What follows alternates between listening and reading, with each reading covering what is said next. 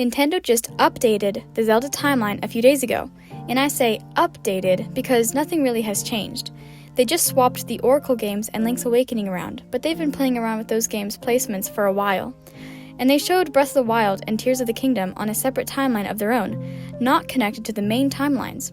But Zelda fans and theorists had already come to the conclusion that they were disconnected from the main timelines, so nothing really has changed.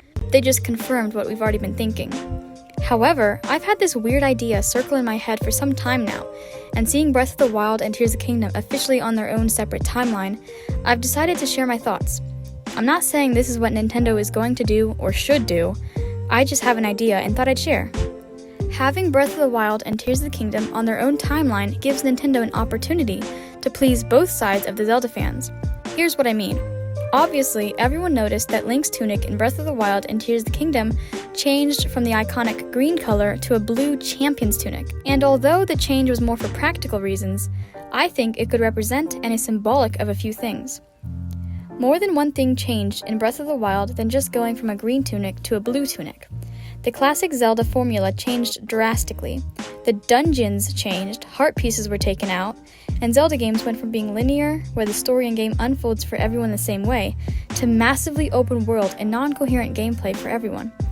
And I'm not saying that this is a bad thing, it's just different, new, and was a big change from the usual. So what if the blue tunic is symbolic of that change and the new way for Zelda games? Or at least some of the Zelda games. What if, from now on, there were two types of Zelda games, green tunic games and blue tunic games? What I mean is, what if any games that followed directly after Breath of the Wild and Tears of the Kingdom, Link would wear a blue tunic, keeping the new tradition of those games, but any games under that timeline would be similar to Breath of the Wild and Tears of the Kingdom in the sense that it won't have many of the classic elements from previous games, but instead continue the new formula for that era and timeline. Any games that follow under the normal timeline, though, Link would wear the regular, normal green tunic, representing no change in the formula, and sticking to the regular and classic way that makes the Zelda games Zelda games.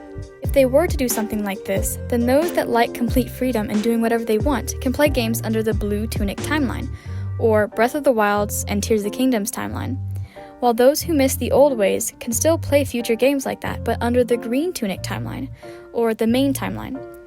Though this idea has been in my head for a while, I actually hope that they don't do this. I just thought it was a neat idea.